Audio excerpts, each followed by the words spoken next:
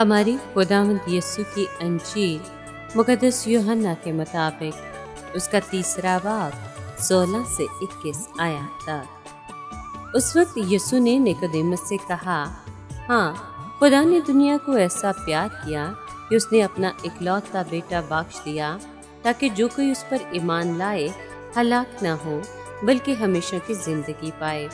क्योंकि खुदा ने बेटे को दुनिया में इसलिए नहीं भेजा कि दुनिया पर फतवा दे, बल्कि इसलिए कि दुनिया उसके वसीले से निजात पाए।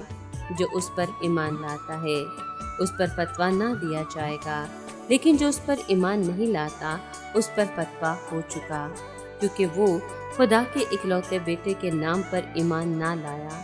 और फतवा ये है कि नूर दुनिया में आया और आदमियों ने तारीकी को नूर से ज़्यादा प्यार किया, क्योंकि उनके कलाम बुरे थे।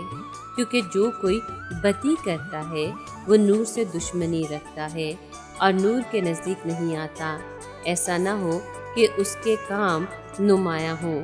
मगर वो जो सदाकत पर अमल करता है नूर के नज़दीक आता है, ताकि उसके काम नुमाया हो, क्योंकि वे खुदा में किए गए हैं। पाकलाम के पढ़े और सुने जाने पर खुदावंद की बरकत हो, खुदा का शुक्र हो।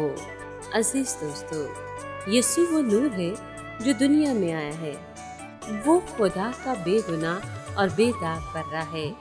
वो सारी दुनिया के गुनाहों के लिए मुआ, लेकिन क्या इस वजह से इंसान उससे मोहब्बत करते हैं? नहीं, बल्कि उस पर नाराजगी और खफगी का इजहार करते हैं।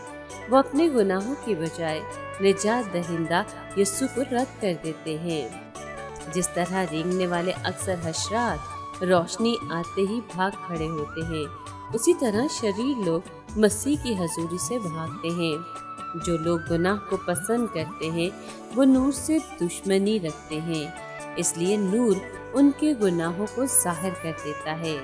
जब यीशु इस दुनिया में था तो गुनहगार इंसान उसकी हजूरी से परेशान और बेचैन हो जाते थे, क्योंकि उसकी पाकीज़गी इन लोगों की खौफनाक हालत को बेनकाब कर देती थी। किसी लाठी की टेढ़ को नुमाया करने का बेहतरीन तरीका ये है कि एक सीधी लाठी उसके मुकाबिल रख दी जाए। खुदावंद इस दुनिया में कामिल इंसान बनकर आया ताकि उसके मुकाबिल तमाम दीगर इंसानों की टेढ़ बेनकाब हो सके। अगर कोई इंसान खुदा के सामने पूरे तौर पर दयानतदार और सच्चा हो तो वो नूर के पास आता है।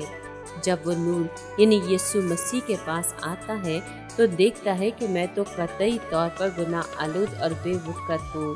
फिर वो निजात दहिंदा पर ईमान लाएगा और मसीह पर ईमान लाने से उसकी नई पैदाइश हो जाएगी।